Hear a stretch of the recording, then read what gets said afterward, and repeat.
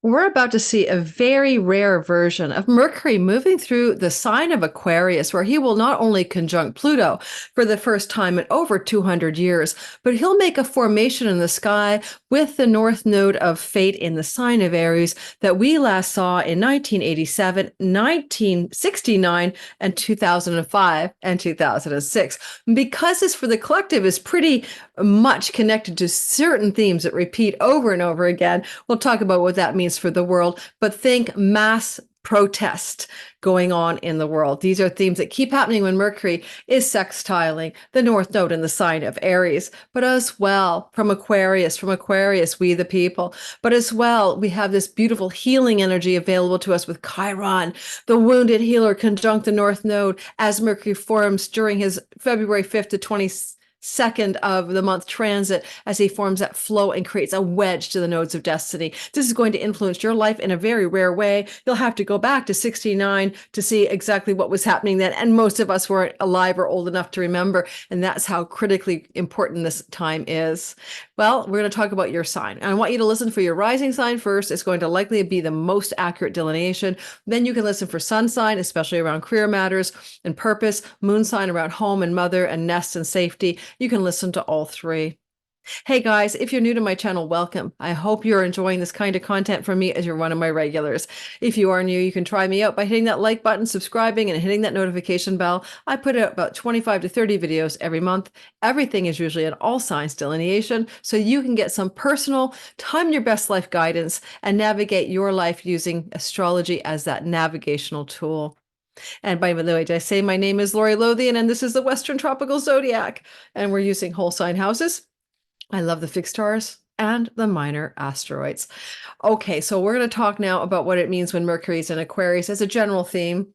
And then from that point on, we're going to talk about the general sky that's called mundane astrology. I'll pay about 10 minutes on mundane astrology, not a long time, about how this reflects world events that we've seen in the past to do with civil disobedience, protests around war, massive uprisings in 69 and 1987, 2005 and 2006. So you can see that we will expect this February to see an incredible repeat of those narratives. But because we had Chiron connected to this event on the North Node only once in our last 100 years, which was in 1969.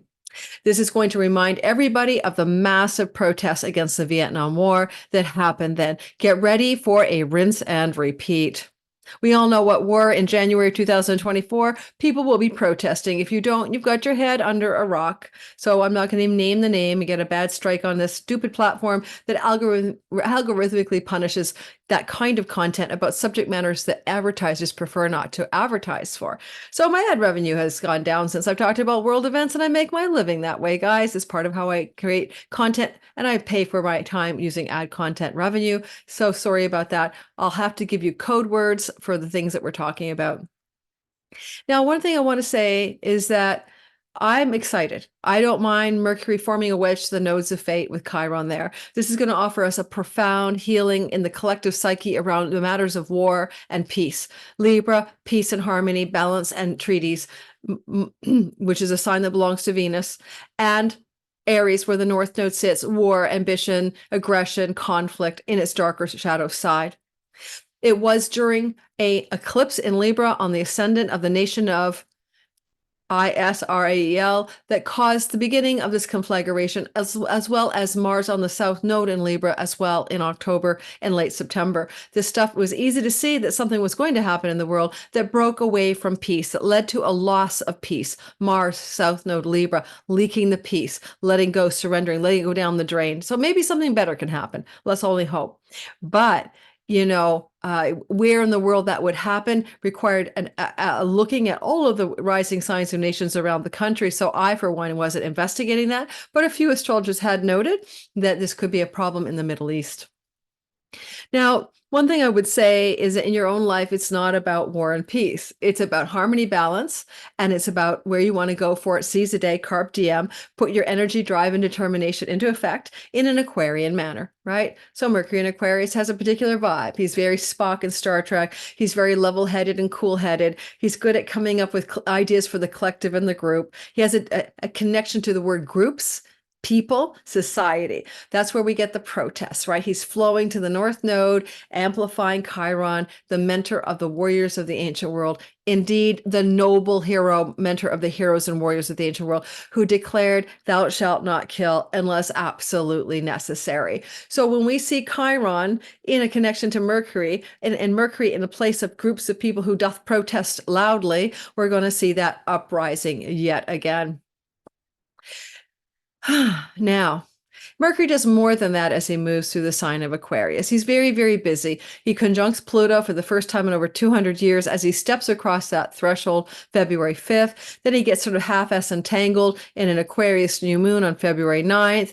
And then he squares Jupiter on the 9th and 10th of the month. Then he squares Uranus on the 16th. And then he trines the nodes of fate in between there on the 14th. Happy Valentine's Day, everybody. And we also see a flowing trine to the Vestal flame of devotion and sacred duty on February the 18th.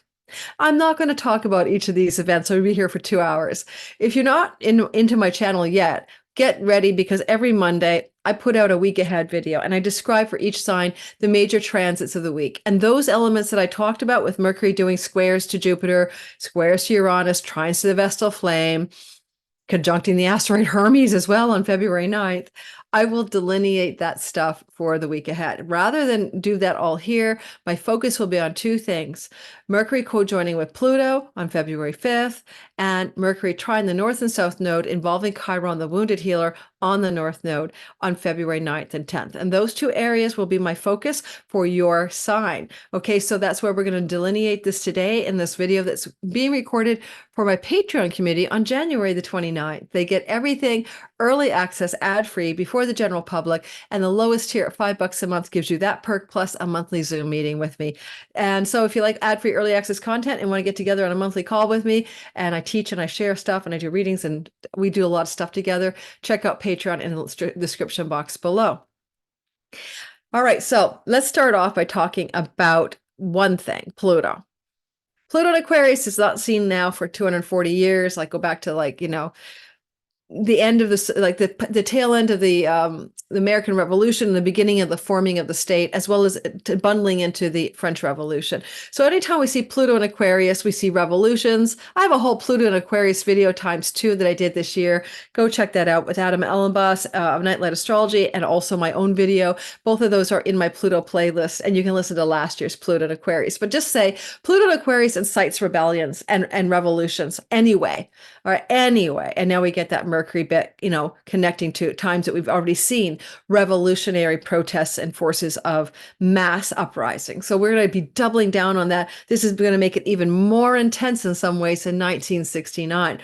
With Pluto, my concern is civil disobedience and protests may take a turn, either for the aggressive, where we see more kinds of non-peaceful protests, or Pluto, tyranny and power, to suppress and contain global protest movements. Now, it doesn't just have to be about the war situation in the world. We also see like a new truckers movement going on in Texas to protest leaky borders in the United States. We have farmers' protests in Europe about government policies. It's like civil uprisings are going to be anyway a Pluto and Aquarius 20-year story. And Pluto can be the people powering up, can also be the forces to suppress and contain and dominate over the forms of resistance that we see. You see, Pluto in Aquarius is a collective paradigm shift. Everything from AI to aliens to UFOs to new technologies, everything is encountering others that are not us, including, yes, artificial intelligence or non-human entities. And this is a paradigm shift that shakes the foundations of humanity. And because of that, there are forces that like the status quo. So if someone came up with a new energy invention, which could be Pluto and Aquarius, free energy, right? Harnessing the zero-point field, quantum energy, vibrational energy, who's going to lose? The petroleum industry, and perhaps the war machinery that is based on containing and controlling the petroleum industry worldwide. And therefore, that is a paradigm shift that leads to a loss of power.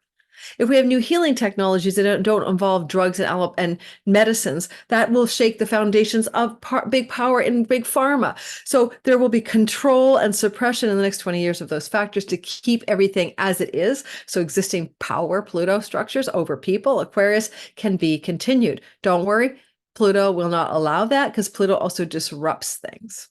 He was busy disrupting in Capricorn since 2008, everything, right? Occupy Wall Street, Me Too movement, Black Lives Matter, shaking up the foundation, digging up secrets, Harvey Weinstein, Epstein, et al. The dark side of stuff, the control, the manipulation, the influence that lobbyists have over what politicians do. We're going to see that that was already dug up, and now Pluto's moving into another area of reform, societal reform, mass reform.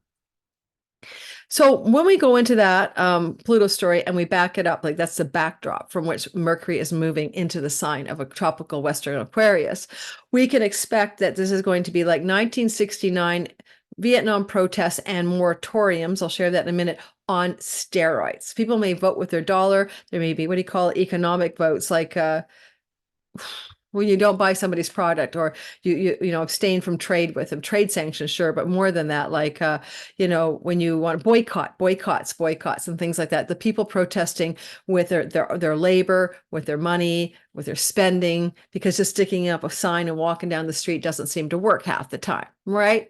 So get ready for that kind of shift in the ethos of the world. Now, Pluto conjuncting with Mercury is the sort of bell mark, pitch pipe, beep, beep, beep of this event. And this is going to suggest that Mercury is working with Pluto and they get along in mythology. They're co-joining on February 5th at 0 degrees of Aquarius for the first time in over a couple hundred years. And Pluto is literally all about power, and Mercury is all about the messenger of the gods. And in ancient mythology, Mercury often worked on behalf of Pluto, giving him a hand, and Pluto gave him a free pass to the underworld, and they could often ally with each other in a great and easy way. So they're not natural enemies in mythological terms. And in fact, Mercury often, you know, snuck people into the underworld to help rescue them. He often helped ferry the dead to the other side, like a psychopomp across the river Styx. He was always involved in those underworld stories. Mercury is the news. Pluto is the hidden stuff. Mercury dredges up unseen, unknown, hidden stuff into the news cycle when he touches down with Pluto in Aquarius. Expect some pretty upsetting news stories to hit the news story cycle around February 5th or so, maybe a day after and a day before. So you're going to feel like a little bit of that revulsion, that little bit of that pit of your stomach feeling about anything that comes out about the news cycle. With Saturn, the Lord of Aquarius, in the sign of water, this may involve stories that involve difficulties in water environments. That includes, of course, things to do with naval warfare, things to do with conflict on seashores and near water, and more and more. Pluto, Mercury, water, where Saturn sits with asteroid Gong Gong. I don't want a tsunami story. I don't want a major flood story, but it's possible. Around the 5th of February, we're going to have a news cycle about a climatic disaster involving water. That's just astrology. It's not always unicorns and rainbows. So, you know, it's what life is. It's the good, the bad, the high, the low, the beautiful and the ugly of life, the terrible beauty of life, right? Now, the other thing I want to mention then before we do the all signs is the history of this energy. Now, I did some research because I'm a research type astrologer as well as a teaching astrologer. So hopefully you'll find this at least interesting before we go into your sign. And first of all, I always like to shout out my regulars before I get too far into my videos, because they are amazing people. And I've got a lot of newbies coming in lately, and I forgot to write your names down, but thank you for being here. And my crew: Electric Lake, Monk of the West, Cosmostrology, Diana Boss, Brain come back online. The Crystalline Alchemist, Discerning Light, Ace of Spades, KMR, Mad Hippies Live, LA Taylor, Misbehaving, Serge LaBelle, Michael Thrash, Discerning Light. Love these names. Bold and Beautiful Tarot, Psychic Readings with Rose, and Stephanie Bella, and Melissa Carey, and Up at 11 with Kina, and Herbal Empress. I think I got a lot of you. Thanks for being a part of my regular crew who comes to my channel, watches the live premiere. Every video I put out, unless I'm traveling, I'm there with you in the room, watching the video, taking your questions and comments, and helping you understand it and getting to know you, forming a community in a broadcast format, which is hard to do, but I'm trying to do my best. Alrighty, so let's talk about the history of this event. And let me show you the sky while I describe things to you, okay? This is what the heavens look like as Mercury is moving. This is when he's leaving on February 22nd. He's getting ready to jump the fence into the sign of Pisces.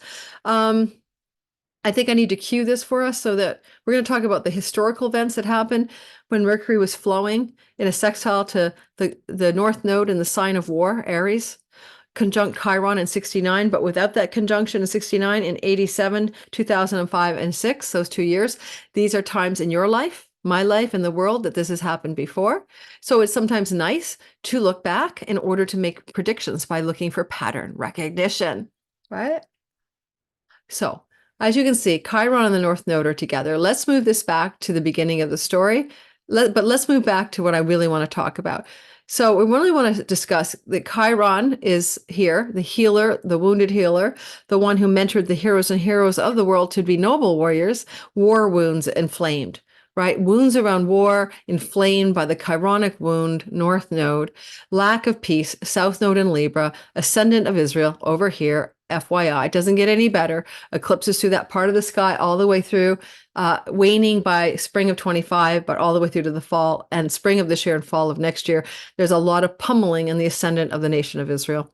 Over here, you can see, however, that Mercury will be making a more close approximate connection around the 14th, happy Valentine's Day, to healing some Chironic Aryan wound. When I do the all signs, I'm going to talk about news, information, and ideas that can occur to you around February 14th that help you heal a Chironic wound of some sort in the Aries part of your sky that began to emerge for you personally around 2019. So this is called a wedge, and it's the tension between the opposition of a north and south node bound to Chiron, and then breaking that tension with good old Mercury. And Mercury up here is also connected to Mars, Pluto, and that conjunction itself, unfortunately, is very much about bad things that happen. We'll be doing a video on bad things that can happen around the 13th of February when Mars and Pluto, 12th, 13th, 14th, are conjunct. Unfortunately, that can look like acts of terrorism. That can look like red rum, red rum. Do you guys know what that means? Because if I say the real word, I'll get like some kind of flags here for advertising. It'll look like very red rum, red rum. Go Google it. It can look like, things where people take a weapon and, at a lot of people at once. You know the story, right? Or it can look like a very difficult situation regarding death. But it's often the darker side, right? Things that are more nefarious because of Pluto. Nothing on the natural side there. So unfortunately, that's all bundled into what's going on around Valentine's Day this February. And then Mercury. Well, Mercury's trying to work it out. He's trying to help us here. Again, this is definitely mass protests and civil disobedience on steroids. So on steroids, absolutely intense energy going on. Now, when we go back in time, okay, so when we go back in time, and we look at the last times these things occurred in our sky. I will going to read a little Wikipedia to you, just a quickie and dirty. I'm not going to go forever into it, but I'm going to give you the gist. All right. So when we go back to 1969, and I was a child, so I can't tell you, oh, I remember that. But that's what we love about the internet. It reminds us of what we don't know. There was a moratorium to end the war in Vietnam, basically. So there have been all these protests, Haight-Ashbury, anti-war protests all over the place. But then the moratorium to end the Vietnam War was this massive demonstration and teach-in that spread across the United States against the United States involvement in the Vietnam War. So universities and students had a massive demonstration in the fall, October 69 and November in 69, that drew millions and millions and millions of people to the capital of the United States. So anti-war protests were a major theme, escalating all the way through to the fall when we saw the North Node and Chiron conjunct well in a sextile to Mercury in Aquarius. So that's the peaking energy there. And that's what the most important and most famous protests were about. And that was institutional and organized protests, massive energy, massive demonstrations in the United States. And indeed, it was when Nixon came into power, if my memory serves me, in 69, that he vowed to end the Vietnam War. So maybe indeed protest movements and marches have some influence in some times. Now, moving toward 1987, there were a couple of things going on. It was the first intifada, in which Palestinian protesters confronted Israeli troops in the Gaza City in 1987. There I go. I just got flagged, right? I'm sure I did. And so therefore, possibly we'll see some kind of Arab world, uprising or Arab world connection to trying to stop what's going on in the countries that are involved in this thing. There was also an Arab summit in Amman in November of 1987 focused on the Iran-Iraq war. So there were summits of Arabic countries trying to make a difference in such things as war. And interestingly, this intifada that we talked about, it definitely was in the Jabalia refugee camp, just so you know. So I'm not going to go into much detail. Every time I use these words, I absolutely get slammed on the algorithm. So there was a collective Palestinian frustration over the Israelis' military occupation of the West Bank and Gaza Strip in 1987. And they were approaching the 20-year mark of that, right, from the 69 uprising or whatever, displacement of citizens. And so basically, it happened in the 1967 Arab-Israeli War. So this uprising was a big pent-up complaint about what had started to wear on the citizens of the Palestinian people over 20 years, and there was an uprising. Now, that's all intifada means, is uprising or whatever, protest. Now, next, the other event that went on during the same time was simply thousands of people were protesting in the United States the U.S. policy in Central America. And a lot of people don't remember that. And I did only because I did some research on it.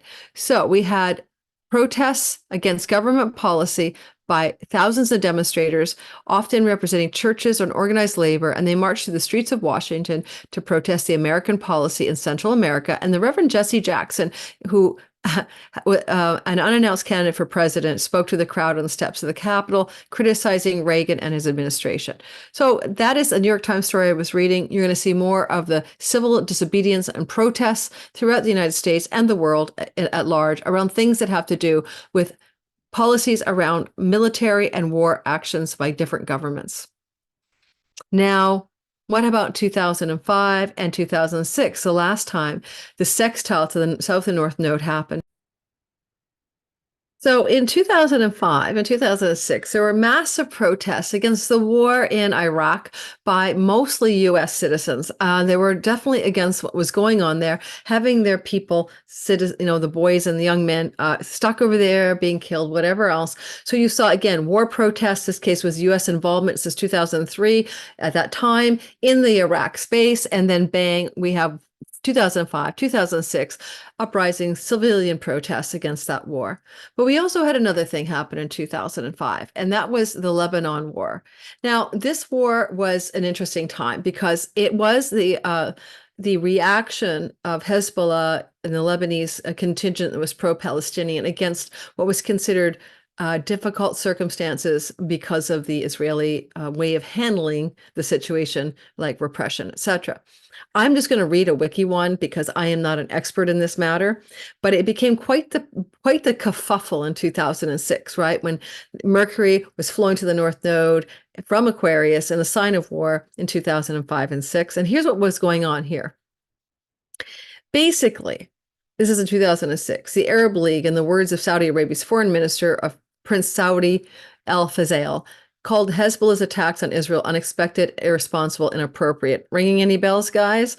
With the League fearing a widening of tension and a possible Israeli strike against Syria, Syrian Vice President Farouk al-Shara blamed Israel for the escalating violence in Lebanon and Palestinian territory, stating it's up to the resistance, both Lebanese and Palestinian, to decide what they're doing and why they are fighting. And then, following a meeting of the Arab League and foreign ministers in Cairo, Secretary Amir Moussa declared the Middle East peace process has failed and the whole process should now be sent to the Security Council for an overhaul. Good luck with the Security Council and or the UN getting anything that they say to actually become something that happens, right? So we already see the impotency here. And Finland, which held the European Union's rotating president, issued this following statement, and that Europe is greatly concerned about the disproportionate use of force by Israel in Lebanon in response to attacks by Hezbollah on Israel. The presidency deplores the loss of civilian lives and the destruction of civilian infrastructure. The imposition of an air and sea blockade on Lebanon cannot be justified. So at the end of the day, the disproportionate response as bombs, fell all over Lebanon, right? It's a story that we're seeing in another part of the sky, right? Like it's happening again. It's slightly different, but it's still that messy old Middle East. And there's something called asymmetrical warfare. I don't want to lecture you guys, but asymmetrical warfare is simply when one party has all the weapons and the other has none. Okay. So someone may have a little a hand grenade or a little hand rocket launcher, and the other one has, precision missiles and 2,000-ton bombs and dumb bombs, and they're just dropping them everywhere. And then the other people are like with their little shooter sticks or whatever, called asymmetrical warfare or disproportionate response to it with an asymmetrical warfare approach. So I just want to say that. So we're going to see, again, repeats of 2005-6 civil protests, world and global concerns about disproportionate responses, and got to start this process over. It's an effed up mess. We saw massive protests in 1987 against the Iraq, 1987, 2005, 2006, the Iraq War, 87, U.S. involvement in Central America when Reagan was the president of the United States, and the first uprising or intifada of the Palestinian people against 20 years of Israeli occupation and suppression. And in 1969, we saw the huge, Civil War protests. Now, in 1969, there was also this war in the Middle East, as you know, that was a very big deal. The war was between the Arab states and between Israel. So that happened as well. So there's a lot to say. The history does repeat itself. Now, you might be wondering, it's just Mercury. Like, why are we giving him so much weight with world events? Does that make any sense? Because I thought that myself. It's because of the nodes of fate. That Mercury's just the messenger. The guy's like doing everyone's bidding, right? He's not like he circles the sun really closely. But these are heavy hitters. This is fate, right? This is Rahu, the headless serpent. This is the tail, excrement, letting go. This is spirituality, south node, and awakening and letting go of materialism and the grasping for material striving and success. And this is the north node, the letting go, the attainment of the things that we grasp and strive for. And the wounded one, Chiron, not involved since 1969, is amplifying what Mercury's doing as he looks over at the story from the sign of Aquarius. So this is why it is so important in our current sky, because it has that rareness signature to it. Okay, that's what we got to remind ourselves of. Now, in 2024, February 16th, it's more exact, okay? We're going to see, 14th, 15th, 16th, we're seeing this energy. It's really here in my thing on the 14th. But then next year, January 28th, at 0 degrees of Aquarius, we have Mercury and we have the node of fate at 0 degrees of Aries. So it comes back next January 2025, but this time we do not have the North Node in a conjunction to Chiron. Therefore, even though we'll still see more civil disobedience, protests, and uprisings, we will not see the same intensity as we will this February. All right, let's talk about your sign. We're going to go through this whole Chironic story of the wedge for each sign, and I'm going to gently touch base only for a short time with Pluto and Mercury in your sign. Don't forget, listen for your sun rising second after your rising time first, sun and moon next. And don't forget to like and subscribe and hit the notification bell if you are new to my channel. So as I get ready to go ahead, I'm just going to open my window. It is a warm day in Vancouver, Canada on January 29th. Let me just open my window. So let's get going. At this point, I want to remind you of something. A lot of people keep saying, I look at my chart and it doesn't make any sense. You say this is happening in my 6th house, but I'm seeing it in my 5th house. You're probably using Placidus. That's a default system at astro.com. Every YouTube astrologer is acting as if we're using the ancient whole sign house system. That's the only way you can make general bell curve predictions. Second of all, this is a general bell curve prediction. At any point in your life, you're going to have at least 1 or 2 or 3 planetary active time lords. And those time lords are defining for you which planets have more power and strength. Plus your own natal sky is deeply, deeply unique. And it will have elements to it that we can't cover in a general, everybody's going to have something happen delineation. So those are the 2 things I see from you guys. And wait a minute, you said I was going to have a promotion or raise and then nothing happened. This is just what the likelihood is in a bell curve of most people experiencing something like this without seeing the condition of your planets, where they sit in your sky, who's the active time lords in your sky at any given age, based on your solar return, based on your perfection age, and based on other tools. Number two, a time lord meaning that planet has more weight. And then the other thing is the Placidus system is skewed. You're born in Alaska, you're born in the South Pole, whatever, you're going to have like intercepted houses. You're going to have like Pisces wedged in like I do, without a house cusp between, it's like a nightmare. And it doesn't make any sense. My sky makes no sense to me natally in Placidus. Nada, none, nothing. It never did, never made sense. Moved to whole sign houses in 2018, the ancient traditional house system that has been recovered by translated documents in the 1990s, which is the same house system used in India today. So I just keep saying this, but I don't know how I can maybe have a thing at the beginning of every video. Don't look at your Placidus when I talk about this is happening in this house or that house for you based on your rising sign, sun and moon, sun as if it's in your first house, moon as if it's in your first house. We're using the whole sign house system, except for Annie Botticelli, who does want to break it down depending on where your ascendant is, in which degrees sort of. I'm using the whole sign house system. Everyone I know on YouTube is acting as if we're all using the whole sign house. It's the only way we can give general delineations. But if you think your chart makes sense right now, you move to whole sign houses and you're going to understand who you really are. My chart made zero sense. I'll do a whole video on this. I'm going to start doing educational videos this year, evergreen stuff. I'm going to cut time out to do that. So you know why I am such an advocate for the system. One thing, if you're a Placidus junkie, you can use the cusp transitions of Placidus for timing markers, but don't use it for natal delineation. It screws you up in finding decent Time Lord tools, that kind of stuff. Alrighty, moving forward after my lecture again.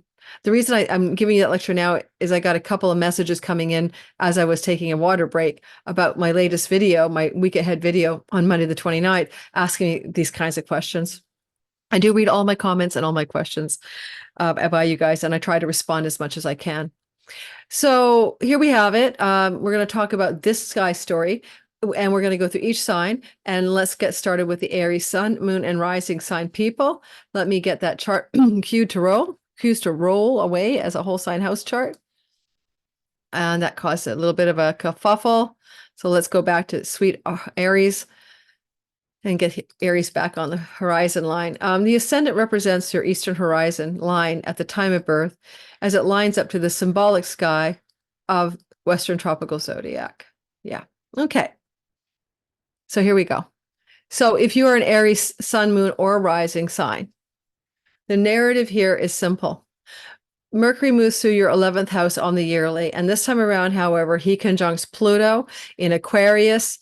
And this is going to be at the beginning of this transit, February 5th, a bell note energy that will follow you for 20 such years over the next 20 years. You'll keep having Mercury, Pluto, Mercury, Pluto, Mercury, Pluto combinations. So this energy is new for you, the messenger of the gods, energetically crunching in with Pluto. The two of them together have incredible power. I'm going to do a special video on Mercury, Pluto outside of this video even, because it's so important to understand the archetypal energies. But you can find deep dive insights, X-ray vision, new ideas coming through. Excuse me. Now I'm cold. Hot, full, hot, cold. Oh, guys, sorry. In Vancouver, Canada, coming through your sky. And then we move to this trine coming through your 11th house of good spirit. And now that's the part of the chart where you can get some kind of unexpected windfall, some kind of pennies from heaven around the February 5th. Great wealth can descend upon your head, or some kind of news, unfortunately, about a calamity or difficult circumstance, maybe a passing away of someone in your larger social groups of belonging. It may not be your bestie, but just someone in the larger groups of your social circles. Then we're going to look at February 14th-ish, give or take a few days, as this energy that is building up of Mercury flowing from your 11th house of good spirit to the node of fate with Chiron can engineer something to do with a very positive outcome of financial gain in your career path, the gains of the 11th from the 10th, or in some kind of new idea you have for greater career gains, or some kind of social event or group of belonging that comes into your story around the 13th, 14th, and 15th and amplifies this chironic healing of your identity. Since 2019, you've been dealing with a chironic wound in your physical appearance, your health, I can attest to the health part. I'm a sun, Aries sun, and think moon too. My body is the moon. The sun is my purpose. And so you've been, and the rising sign, everything about you. So a chironic identity wound has been in play for a lot of Aries since 2019. And that is beginning to heal as it relies on some support from Mercury in the group of social approval, social influence, groups of belonging, and great career gains. So something good is happening in your 11th house, to say the least, with that Pluto party that will dominate the sky from the 16th to the 19th of February as it applies to healing the sense of something wrong with you. I don't belong, I don't fit in, I don't look right. And particularly as it comes to being accepted or cheered on or being influential by a group of belonging or friendship circles, but also in how you accrue more success in your career financially and by reputation and rewards and awards. That's a nice little sky to heal that. And Mercury is lending some support for that divine healing. All right, Taurus, Sun, Moon, and Rising. Okay, Mercury is coming into conjunction with Pluto on February the 5th as he enters Aquarius. Don't forget, he'll be here till the 22nd in your career space. This is your visible career and reputation. And for a lot of Tauruses, it can look like a very intense time regarding your work and your business situations, especially your colleagues and coworkers, bosses, and what you're doing in the visible sky. Now, Pluto and Mercury is some very intense, powerful, dominating conversation or negotiation or deal that you're trying to drive or is being driven at you around the time, which is the February 5th ingress. At the same time, this could also move as this energy continues forward, and Mars gets involved up there. By the way, I'll be doing a video on that with some explosive energies in your work and career, like you just quitting your job or your job quitting you. But when we look at Mercury here on February 14th, give or take a couple of days on the other side, flowing to the node of fate in your 12th house, you're breaking self-sabotaging karmic habits and patterns, whether this is an addiction or a substance you're dependent on, whether this is your own self-sabotaging unconscious strategies or your own karmic junk in the trunk. You're kind of cutting away that wound. A lot of you Tauruses may be dealing since 2019 with question marks around whether you're your own worst enemy, whether you sabotage your life, and whether maybe you've got a substance abuse problem of some sort, addictions, etc. This is a real breakthrough, and it's coming through the axis of your work and career space. So how that might dovetail, I'm not sure. If you make money in foreign shores and foreign lands, that could be more revenue because that's 12th house. But for a lot of you, you're deeply diving into your unconscious junk in the trunk, past life stuff, but it's going to be beneficially connected to your work and career. So I see a lot of intensity, a lot of martial force in your career during February, maybe someone quitting the job around you or you quitting or your boss getting fired. It's very intense up there, but things that are going on in that intensity ultimately benefit you after the 16th of February, by the way, when Venus gets in there. And if you quit your job or it quits you, the dream job shows up. If your gnarly boss quits, then the best boss moves in. Things will work out here. But I want to say that you're healing some chironic energy through news, information, conversations, and negotiations in your career that allow you to step away from those undoings and self-sabotaging patterns. I look at my Taurus daughter. She's a full-time student, full-time employee at a gym. She's overstretched. And this is a pattern of every Virgo rising I know working too hard, but Taurus suns as well. Stubborn insistence on continuing with what is rather than quitting what doesn't work. So you'll be quitting something that doesn't work in your career and reputation space and the self-sabotaging patterns that you do once and for all. All right, Gemini, sun, moon, and especially rising sign. So basically here you've got this Mars-Pluto conjunction for the first time in 200 years coming up on February 5th as the beginning of this transit of Mercury through Aquarius happens. And it's an intense, powerful energy around the following themes.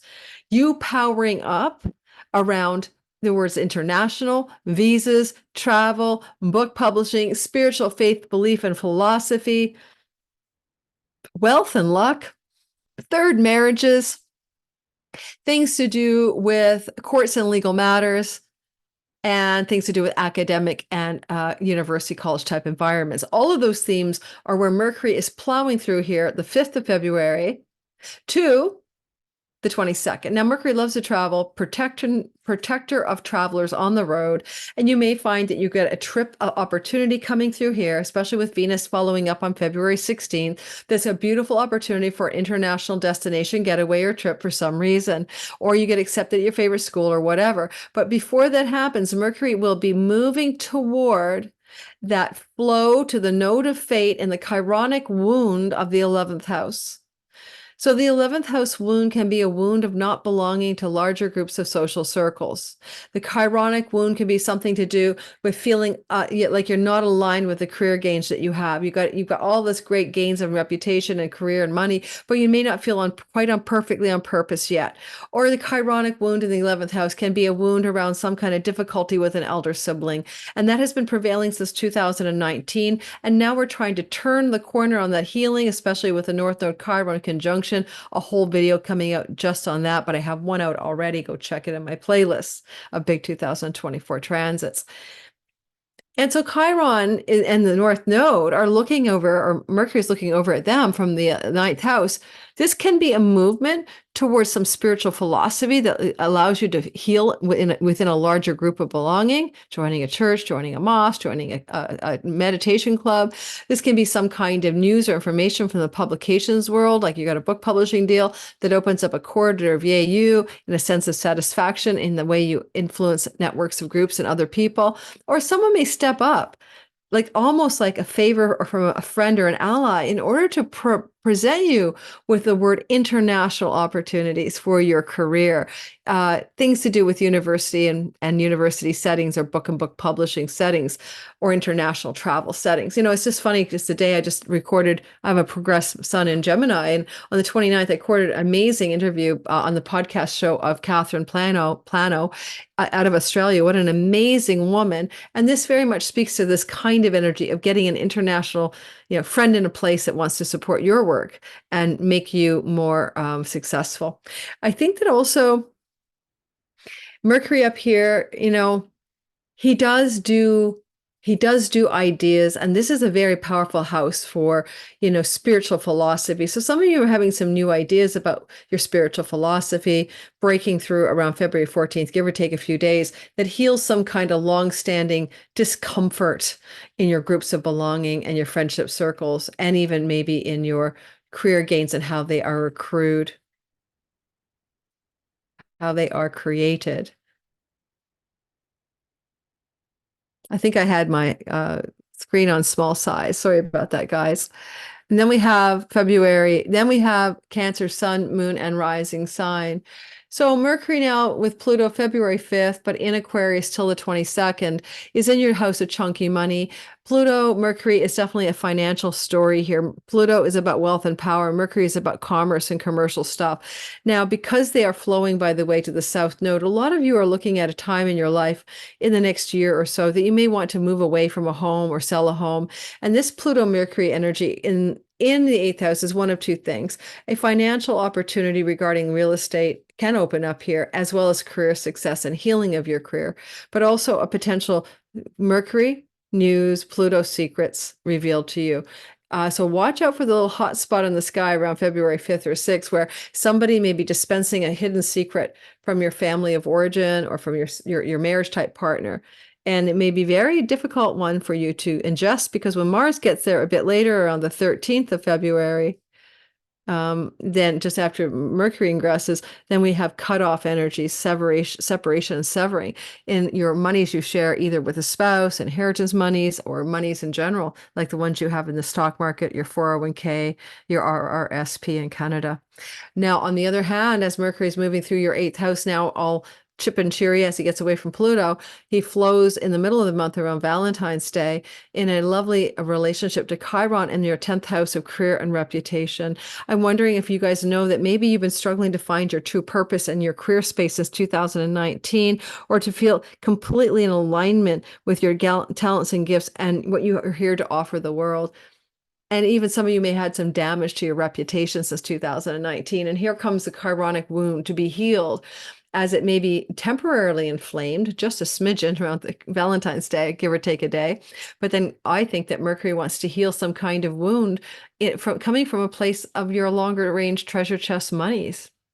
And so, how your reputation, career, and purpose connect to the shared money with a spouse, real estate money, inheritance money, money you can have, and commercial success through passive royalty income, through investments in the stock market, this kind of thing all of a sudden looks like there's something that wants to come into alignment.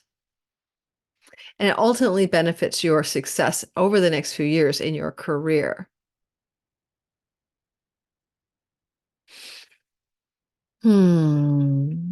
Okay, so we're going to keep it simple here today. So that's my delineation for you. Hey, Leo, sun, moon, and rising. Well, Mercury will be moving February 5th to the 22nd in your house of significant relationships. This can mean you're going to do a lot of chatting, talking, discussing, negotiating, and deal making with a significant marriage partner, business client, or audience and marketplace. With the Pluto party forming here in the middle of February, a lot of energy goes to other people, and you're really busy with other people, clients, customers, audience, marketplace, significant others. And so that's taking up a lot of mental focus for you. But on the other hand, it is a transit that happens on the regular. What makes it special is that Mercury and Pluto conjunct. Are you in a difficult long-term love relationship? Well, Mercury Pluto could give you news, information, or insights or conversations in order to break away from that relationship. I technically would not start a new relationship with, 5 planets moving into Aquarius during February 2024. That will mean that you'll have to focus always on that person and you won't get no time for you. It's good for marketing and selling, especially when Venus gets there. But listen to my 2024 February predictions for you, and you'll get more detail. They're already out. And Venus, and then Mercury moves forward from that Pluto intensity for like difficult, potent, disturbing conversations, maybe coming out of the mouth of your business partner, client, troll, or significant marriage type partnerships. And then that's on the 5th of February. And then Mercury moves forward and he becomes more adaptable as he starts to flow to the North Node and Chiron in the house of your beliefs, in the house of your spiritual philosophy, and even the place where you could be healing a Chironic wound that activated in 2019 about father figures, spiritual philosophy, book publishing, academics. Chiron here could have been 2019. You've been like a younger person, like not finding your groove in academic settings, higher education. And maybe for some of you, a Chironic wound in the house of your third marriage, if you're in a third marriage. And now this is trying to heal and restore Mercury in the house of significant others. It can also look like deals and negotiations around legal matters that have been problematic since 2019 and a resolving of legal and court matters that have been in play for several years coming to a close sometime in February of 2024 after the 14th. Now, Mercury can be information and news coming from your significant partner in life to do with ninth house matters, including things to do with foreign shores and foreign lands, and a possibility then of travel to those places. Technically, Mercury rules your house of elder sibling, and there can be some information coming through elder sibling as a connection to an opportunity to travel abroad, especially with Mercury eventually flowing to the vessel flame on February 18th in the house of siblings.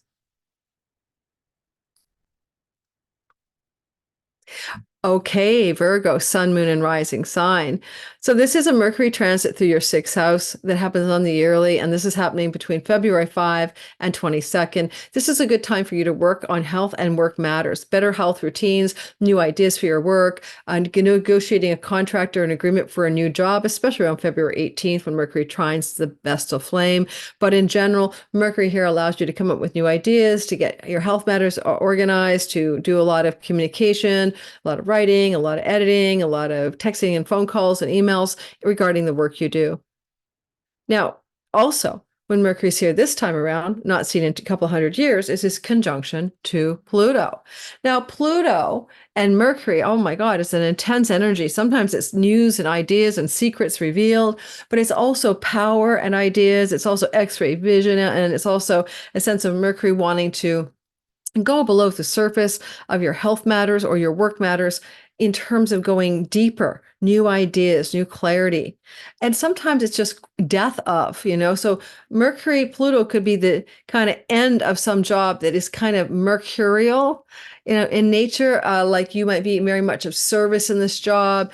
You might be service to groups of people in this job, and you might want to get out of this job. And you might be seeing some indications around February 14th of wanting to quit a job, because even with Mars here, it has quit job all over it, right? So we'll see the early part of this question mark, quit job or job quit me, around February 5th. And we may see a crisis, kind of intensity building up around the 13th, 14th, 15th of the month.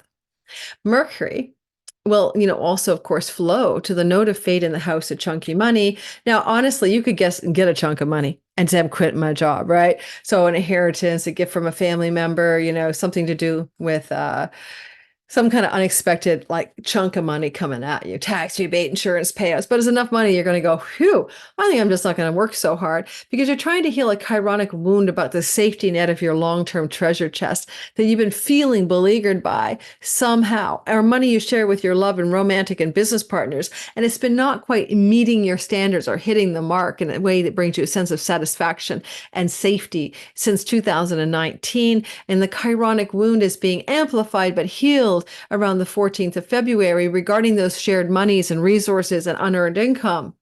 And it also flows to Mercury in the house of karmic debts and life debt. Someone could pay you money they owe you. A karmic debt could be removed. It allows you more financial freedom. There's a turning point energy. It's very positive. It's moving you away from the hustle, the south node, and working so hard into relying on some cushion or resource pad that doesn't require you to hustle in the work you do, but to settle in a little bit and rely on longer range money cushions or pads of safety. Okay, that's what it looks like to me.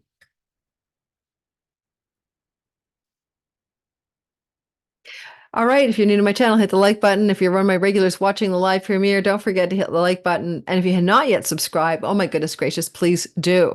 I think I have 65% of my regular viewers are subscribers, but the higher that number goes, like I say, I got to 70%, then the better YouTube loves up the channel. And I ask you guys to subscribe because not only does it help my channel grow, but it helps me flourish and continue to do this work for you. Libra, sun, moon, and rising sign. This is a movement of Mars every year or so through your Aquarius 5th house. This is the first time in 240 odd years that he's moved through here in a conjunction to Pluto. This February 5th to 22nd has a whole new flavor. Mercury here is news, information, conversations in romantic love with your children and in your entrepreneurial world, if you are an entrepreneur or an artist, a very busy time of ideas, writing, communicating. Because he's moving into a conjunction with Pluto on February 5th, and then Mars follows suit, there's a lot of intensity here. Now, one of your children could reveal news or information that shocks you. You didn't see it coming, a bit of a surprise. You may have some kind of intensity around a romantic love story, building with a difficult or intense, revealing conversations with that romantic partner. If you're not in a romantic relationship at all, then this is going to be maybe some deep dive breakthroughs and ideas that go under the surface of your entrepreneurial or creative projects. The muse is going deep. I think that Mars here, though, Mars-Pluto is very explosive energy, and there can be a blow up with a friend, and blow up with a lover, a lover or a child, right? So be cautious for that. To be clear, with Mars here for 6 weeks, it's not a good time to try to conceive a child if you are a Libra trying to have a baby, whether you're male or female, whether it's your partner or you. Just watch out for that. Then as Mercury around the 14th of February begins to flow to the North Node here, there can be some fundamental healing and a significant long-term love connection. And if that happens, it's coming through the house of sexuality and romance. There may be some communication around Valentine's Day for you, Libras, with that significant marriage type partner if you have one. Now, if you don't have one, then I don't know what to say. It could just be conversations with a client or a business partner that are going to be critical to your creativity. And with Venus moving around the 16th into your 5th house with the crew, that's when you begin a fertility transit. So be careful. But that's also where romance and love and leisure travel really begin to open up a yay-you corridor. And possibly you're going to find more joy and satisfaction in a significant love relationship if it's been not really working the way you wanted it to. Because a lot of you have been feeling wounded in business partners and love relationships since 2019, or in how you reach your audience, marketplace, and clients, 10th house from the 10th.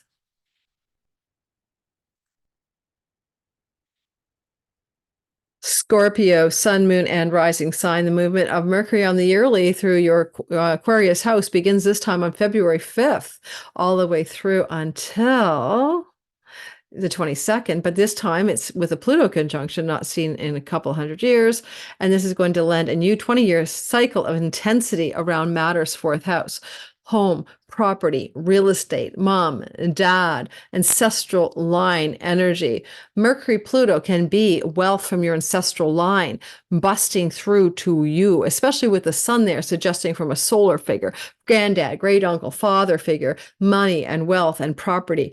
Now, this is a story that lasts 20 years, Mercury Pluto, but this is the first vibe of it. And Mercury then moves forward in the fourth house, and he moves into a connection to the North Node Chiron around Valentine's Day, where you have been feeling slightly or significantly wounded in your work and livelihood, probably a bit in your health as well. And this started in 2019 and finishes up in 2027. But this critical part of the wound is being healed. So if you've been feeling out of connection with the work you do in the world, my son's a Scorpio rising. He does music on TikTok, and all of his songs are soulful lamentations of, being a working class dude. And I want to just say, call a spade, a job he doesn't really like, a career in sales, when he's really an artist, graduated top of his class in sound engineering. He's a musician, self-taught. He's brilliant artist. So this wound in 2019 has been established for a lot of Scorpios. The work you're doing hasn't felt true. The service you're offering hasn't felt aligned yet with your truer calling and your original gifts and medicine for this world. And this wound is going to try to be healed this time around. Mercury is flowing, like have a seen with 1969 with Chiron, the North Node, to fundamentally reveal and heal to you some ancestral line junk under your freaking carpet, in the trapdoor below your sofa, that has hindered you from expressing your truest purpose in life, basically in your work and career field. Let's face it, you've got a Leo 10th house. A lot of you want to be seen. You want to be on the stage, in the limelight. And so what you might be looking at here is that revelation of how the patrilineal lineage in particular may have held you back from something that really called to you. Now, all that said, I do want to say that there's a beautiful flow between Mercury and the Vestal Flame in the 8th house, and it can look like some big lighter of financial goodness coming at you in the middle of February. So I am looking forward to that bit for you.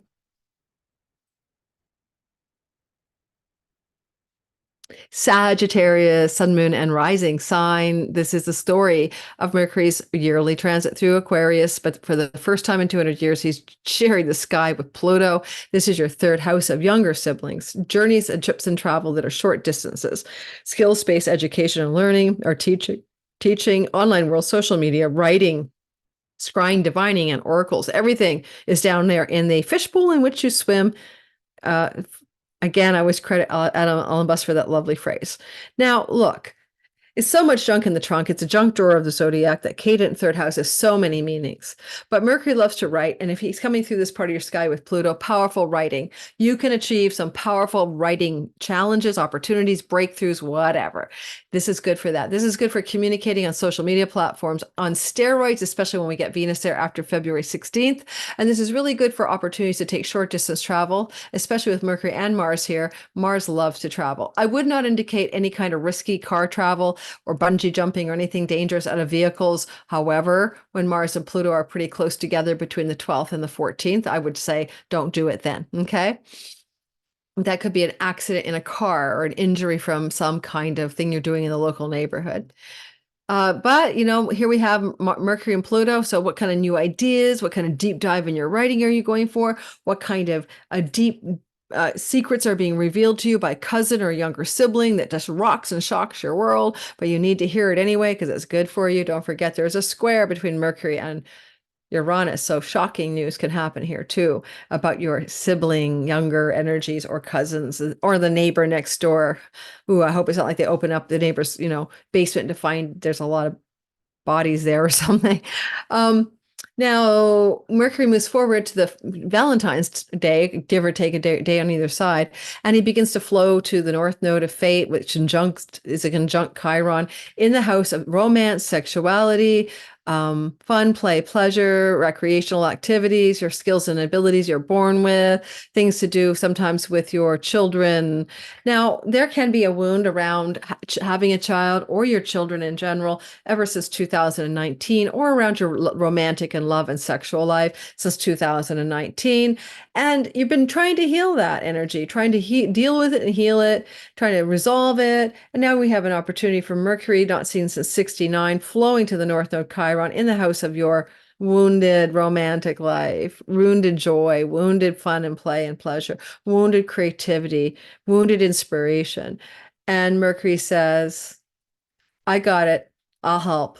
I've got this. He's got minor dignity in Aquarius. He's got some triplicity Lord dignities and stuff. So he's pretty strong here. And maybe it's also about being on purpose with the sun in the third house and finding your career path through the arts, through creativity, through inspiration, through entrepreneurship. And also don't forget, though, it can be still that romantic story, because on the 16th of February, we get that Venus in the third house with Mercury. And so again, it would be a good time to heal a romantic wound if you're alone by going on a date in the local neighborhood or on a dating app, honestly, anytime around Valentine's Day. You might get results you don't expect that will compel you after the 16th to get engaged in a very lovely new relationship. With the Vestal flame in the seventh house, Venus trundling with Mercury through your third, that would be a very beautiful and devotional new relationship. So I'm encouraging single Sagittarius to give it a go. In an existing relationship where the romantic life, sexual life has been wounded, there may be some profound healing in this middle of February.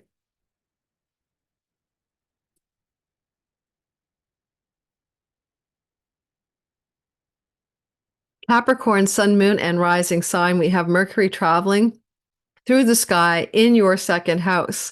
Now, your second house is an earnings house, and he's here every year, and this is his journey through the second house, co-joining with Pluto. Pluto in February 5th, when he first gets here, because he leaves on the 22nd, is maybe powering you up to dive deep below the surface in your money stories, your values, your desires around what you want to possess, your financial situation in terms of what money you're bringing in towards yourself. And Pluto Mercury gives you new ideas that are X-ray vision, genius kind of stuff, but also going deep. What are your true ideas and thoughts about your vocation, your calling, your worth, your money, your earning stuff?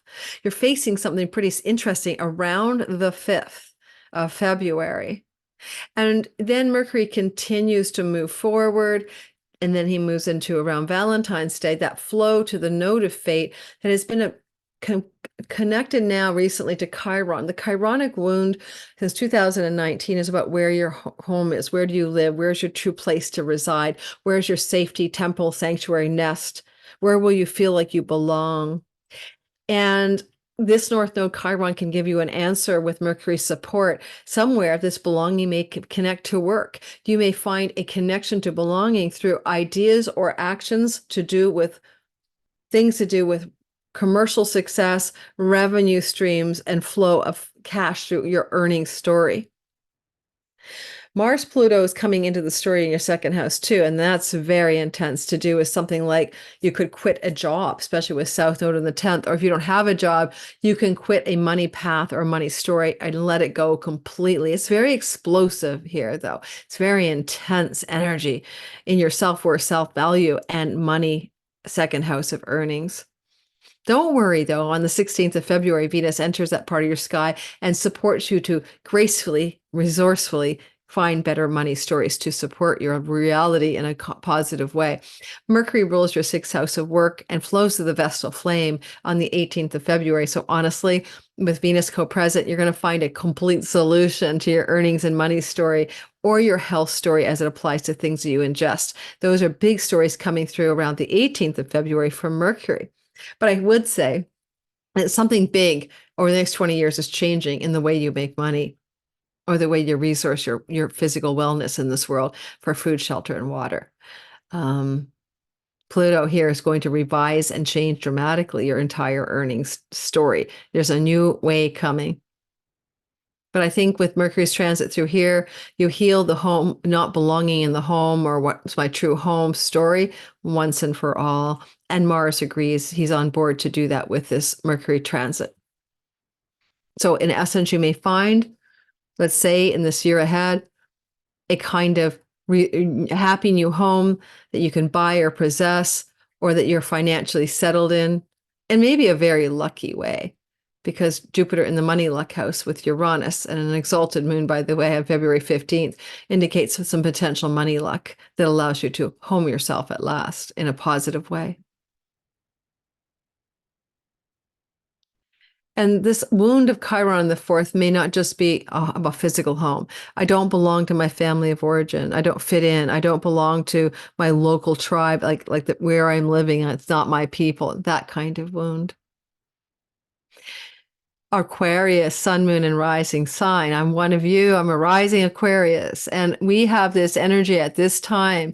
Every year, Mercury travels through the sign of us. And this happens February 5th to the 22nd this time around. But never before has he joined with Pluto in Aquarius in 250 years. We'll see it again in January next year. But this is the special one because he flows to the Chiron North Node for the first time since 1969. In the house of our identity. I was alive in 1969. I was 7 years old. So I was in grade 1.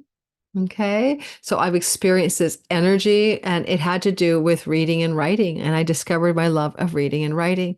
And so that would make sense because Chiron is in the house of writing. Now, when I look at this Pluto ingress on February 5th. Mercury ingress and bumping into 0-degree Pluto on February 5th.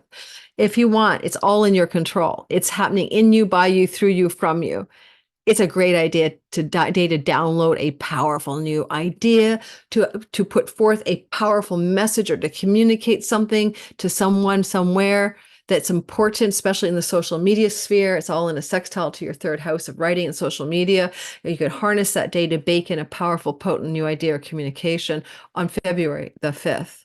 You may also discover something, suddenly comprehend or understand something about yourself that you never saw before, that was hidden from your view, excavating the cellar of your identity. So you see new things that were hidden from your understanding.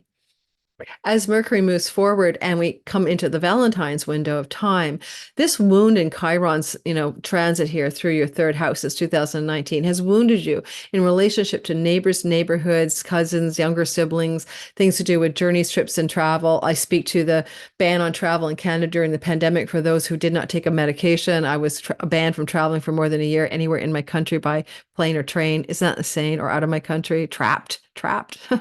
I was a wound around writing. I haven't written anything meaningful since 2019. And so I feel at a touch, channeling's different, but writing, I'm a writer first and foremost. And so the art of writing has been abandoned. So my Chiron, I'm giving you me as an example. What is your Chironic wound? Is it a writing wound, a communicating wound, a sibling wound, a neighbor wound? Is it a wound around things to do with your daily, everyday life and your routines? And is it a third house? Is it a wound around some skills-based education or learning process? So this energy is going to heal, but you've been feeling it since 2019. Chiron North Node, inflame and the wound, maybe heal the wound around Valentine's Day. And, Mercury here flowing towards the Chironic part of the sky is also noting that the South Node up here isn't the happy place. You're letting go of that ninth house. It's no longer your focal point.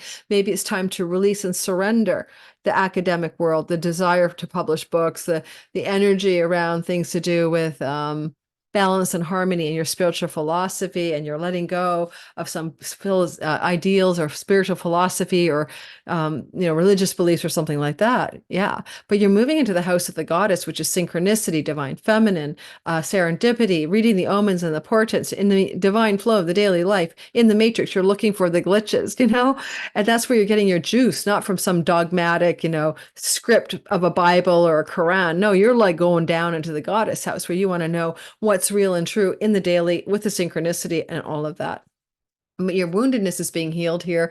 I know you get an omen, portent, sign, omen, a portent, and a sign that blows your socks off around Valentine's Day. Alrighty, what else? A trip, travel, opportunity may be emerging as Mercury moves through your first house and keeps flowing to the North Node in the house at trips and journeys. Some of you may be allowing an opportunity for a nice little journey, especially a romantic one that stokes the flames of romance, as as Mercury also flows to the Vestal flame in the house of romantic love and your children. So a trip with a child, a trip with a romantic partner can be in the works during this month of February. Alrighty, anything else? So it's a Pluto party in the house of you, but stay tuned around the 16th, 17th for my video coming out to talk about what happens when Venus gets here. And we have Venus, Pluto, Mars, Mercury, and the Sun from the 16th to the 19th of February doing a stellium in the house of Aquarius. Boy, guys, I don't even know what that's going to be like for us. I cannot wait to try to delineate that. Holy moly, talk about a weighted part of the sky. Finally, you guys, Pisces, sun, moon, and rising sign. The Mercury transit on the yearly through Aquarius this time is February 5th to the 22nd in your 12th house. This is the house of your dreams at night. This is the house of your meditations and reveries, hypnosis, past life regressions, things to do with the Akashic records, and also attainment of spiritual awakening. Pluto party 13th to the 16th. If there's any of you on the path to spiritual enlightenment, holy man, you're going to find a whole bunch of openings can happen at that time, especially the 16th to the 19th. However, the 12th house is also foreign revenue from foreign shores, especially borderless income and PayPal, Stripe, or getting money from an international company or international business deal or something like that. Well, that's on the menu for February as well. With this transit, Mercury meets with Pluto for the first time in over 200 years in the 0 degrees of Aquarius in your 12th house.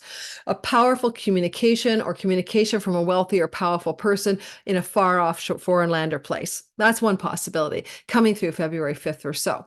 The other possibility here is that you could have a very powerful, deep psychological and emotional and spiritual revelation under the surface of reality as the dream of a century or a message of the century from your unconscious percolates to the surface on February 5th. And voila, you know it's true. You see it all. You got God's eye view or something. Now, also, Mercury keeps going forward, and I'm highlighting his flow not seen since 1969 from Aquarius to Chiron North Node.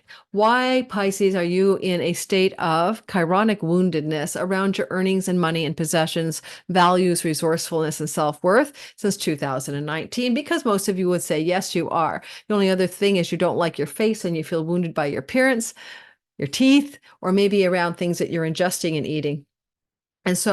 And drinking. And so this chironic wound since 2019 is now getting ready for a turnaround around the 14th to the 16th of February. And Mercury gets into the mix, and Mercury flows around the 14th. Valentine's Day is kind of really nice and tight, and the 15th to the chironic wound from the 12th house. An opportunity for money from abroad, an opportunity to engage more resourcefulness from things you're doing in online payment processors like Stripe and PayPal, an opportunity or emergent energy of clearing the decks on past life karmatic self-sabotage and self-undoing strategies that move you away from yourself, that have you falling away from yourself and no longer able to, because of this falling away, properly sustain and resource yourself in your earnings house. And you can heal this unconscious self-sabotage karmic pattern once and for all around February 14th. Okay. Now, on a practical note, because we'll have Venus and Mars here, you may also be looking at an opportunity for travel to a distant location. And because you have the Vestal flame in the 4th house, you're also opening up a really lovely sort of tend the hearth fires of your domestic private life around February 18th. But at the same time, there's a strong indication of potential travel opportunity as well. Especially with Jupiter and Uranus in the 3rd house squaring that Mercury, it can be an unexpected travel opportunity, and it may also feel like you're compelled to act quickly. And that would be more closer to that square around the 10th of the month of February. All right, anything else I'd say? With the South Node in your 8th house, you're pulling money away from your savings, investments, 401k. Your inheritances, you're not meant to rely. You might be depleting these resources here. South Node is here. I know a few Pisces in that state right now, depleting their savings kind of thing. So that's okay. North Node Chiron's healing the earnings part of your sky, and it's all going to turn around. And Venus is doubling down on that when she enters on the 16th of the month. Add 3 weeks to your 12th house, and you can look at a financial turnaround through earnings opportunities for many of you Pisces people. Thanks, Pisces, for listening. I appreciate it. If you're new to my channel, hit the like button, subscribe. Don't forget to hit the bell for notifications. I'd love to see you on the regular. I like to get to know you in the comments. I love to meet new people who are coming to my regular premieres. Every video is a premiere. Ooh, I just did a long day. I did a long interview with Catherine Plano on Monday, the 29th, for her podcast, and I'll be sharing the information when it comes out. It was one of the most enjoyable conversations I had in a long time. It went very deep into the deep code astrology, into some spiritual philosophy. And I can't wait to share that with you guys. I'll be telling you on YouTube where to find it once it's out. And I hope you have a chance to watch that, because it really was one of my most joyful and satisfying podcast interviews in a long, long time. Take care, everybody. Ciao, ciao.